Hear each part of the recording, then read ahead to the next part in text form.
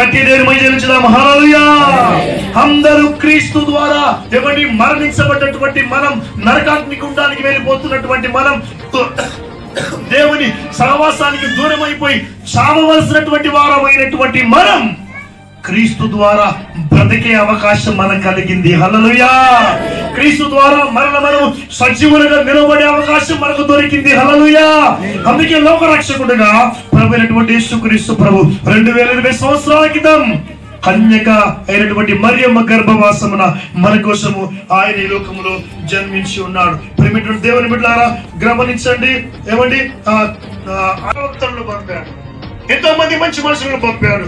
అయ్యా నరులారా నమ్మండి, రక్త మాంసములు ఉండవు. అయితే ఇదిగో ఒక మనిషి ద్వారా లోకానికి పాపం వచ్చింది కదా, ఆ పాపానికి విరుగుడు కావాలి, ఆ పాపం పరిగణించబడాలి, ఆ పాపం క్షమించబడాలంటే రక్తము చిందించబడాలి. హల్లెలూయా.